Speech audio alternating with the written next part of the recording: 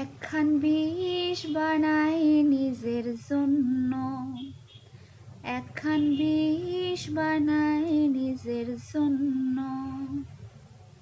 Harpic দিব, wheel powder দিব, ইঁদুর মারার ওষুধ দেব, কাপড় কাচার সোডা দিব সামান্য।